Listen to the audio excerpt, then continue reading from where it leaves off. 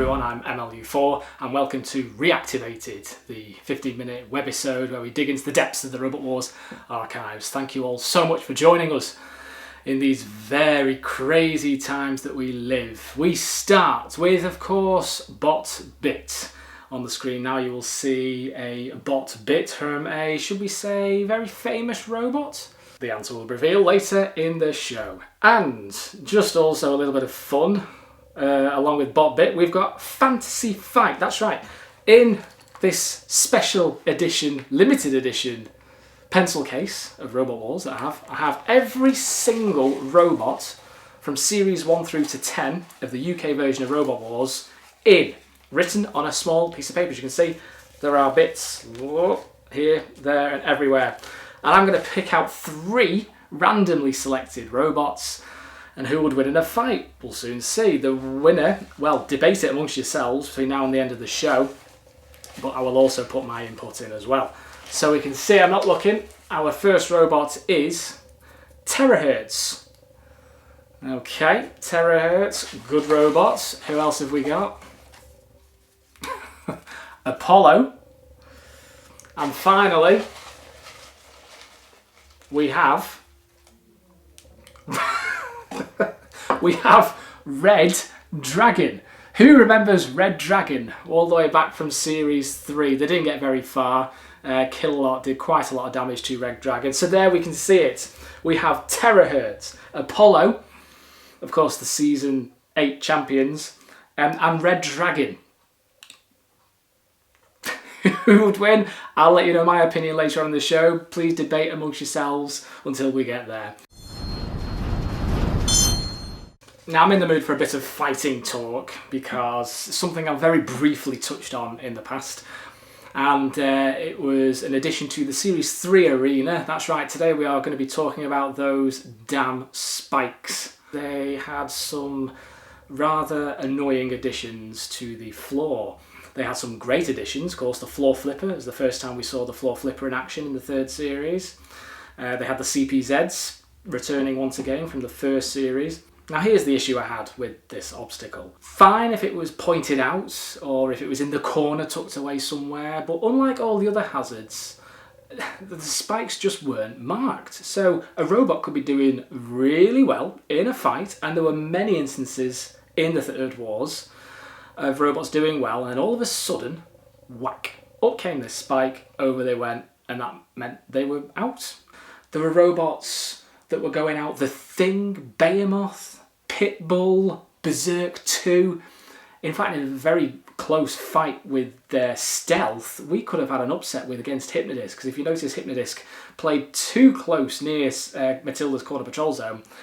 Up went the spike and nearly flipped Hypnodisc over. That would have been absolutely devastating. So for me, the spikes didn't really work. I think they probably could have done if they were located in a different part of the arena and they had a bit of a warning symbol around. Because if you notice in later seasons, there was a red warning zone around some of the obstacles, some of the hazards, and they didn't just quite tackle that, and no wonder. I mean, they didn't return at all until the start of Series 8. So that's my view on the spikes. What did you think? Did you think the spikes were a good addition to the arena for the 3rd series? Let me know your comments down below.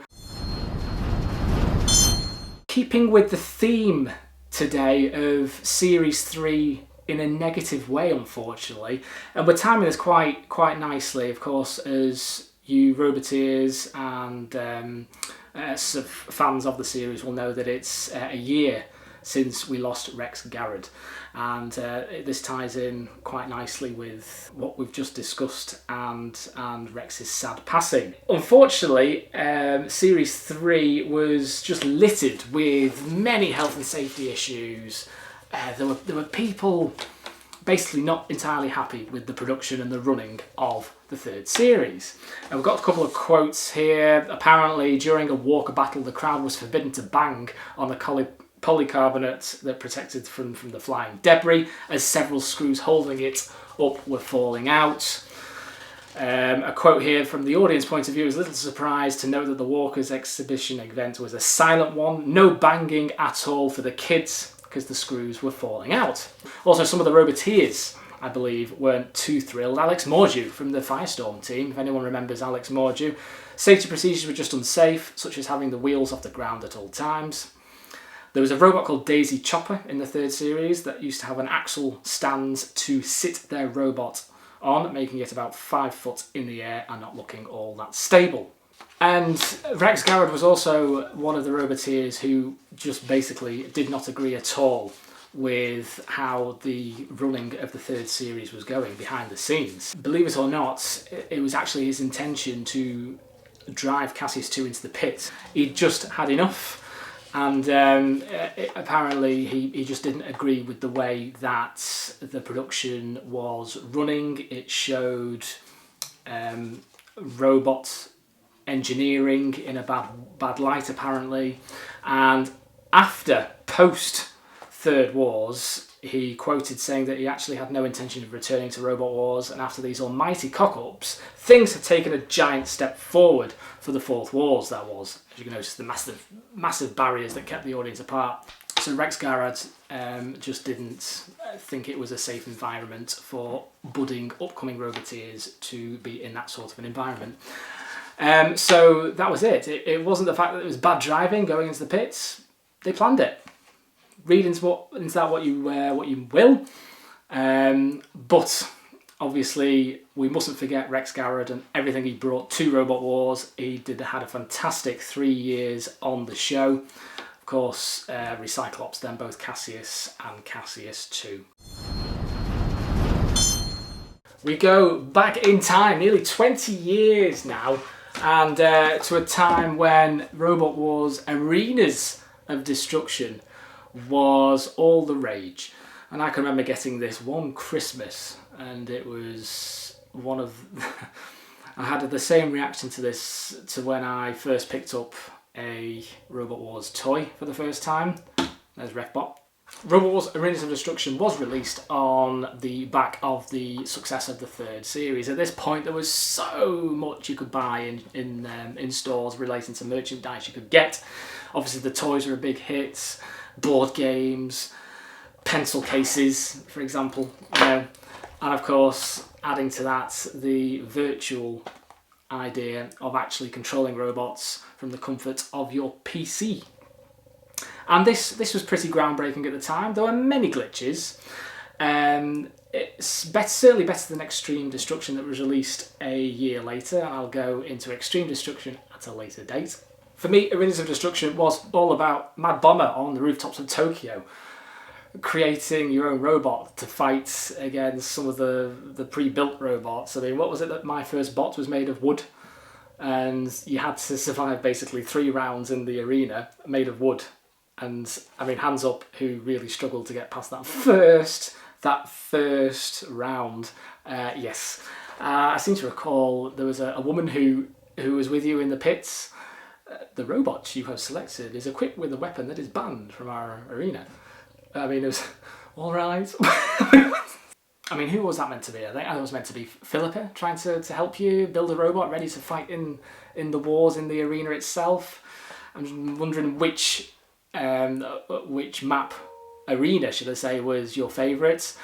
Other than the TV studio, I have to say Siberia was my favourite, with the silo in the middle, the rocket that came out if you pushed it at the top, and of course the bombs. I always loved to see the house robots luring the house robots onto one of those bombs, and they used to go flying up into the air. And of course, you know, the physics behind the game were just completely all over the place. I mean, don't get me wrong, I had so much enjoyment with this game, but there were so many glitches.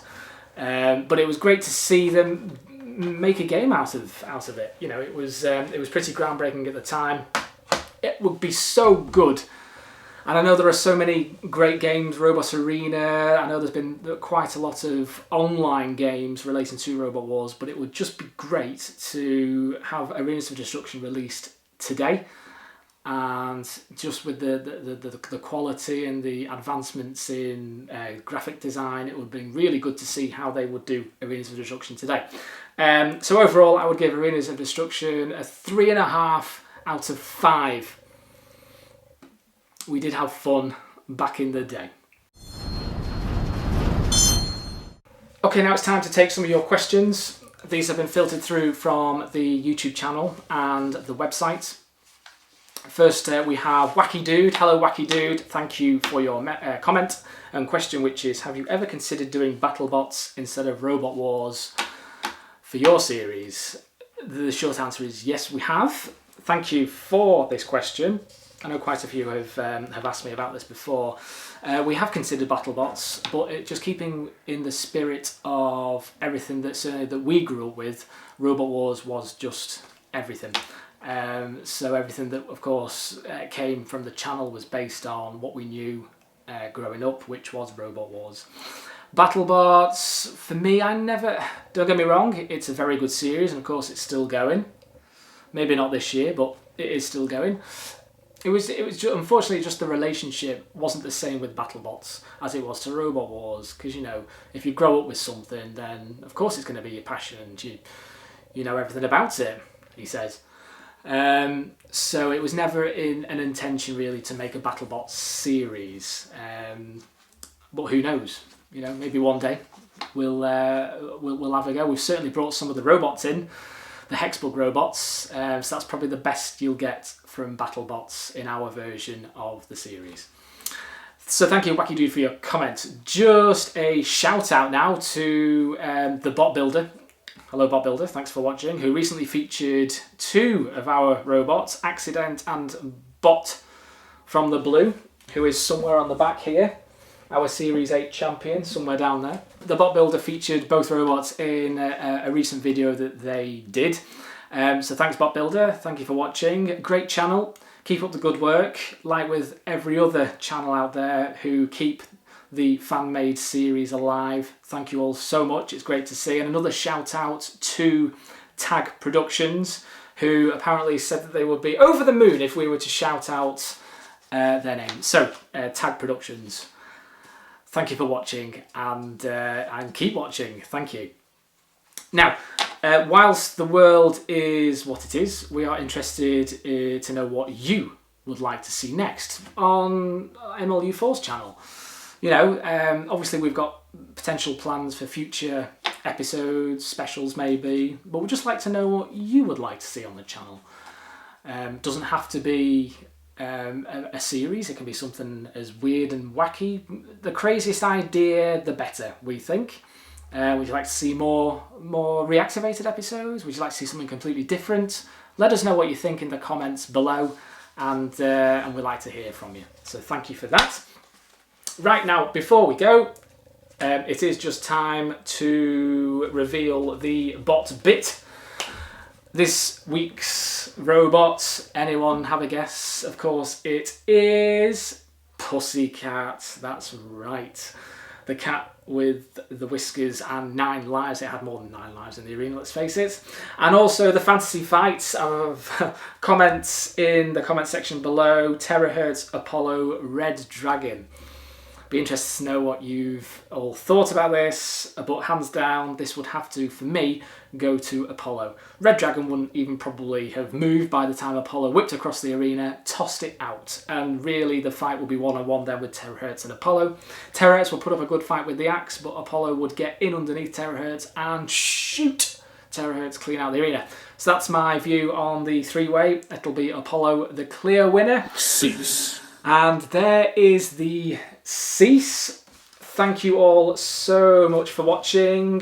Please do share, subscribe, download. Let us know your comments in the comments section below. That is the end of this episode. Please do stay safe out there, everyone. Keep doing what you're doing. Keep making content. I'll keep watching, and thank you for watching us. Goodbye.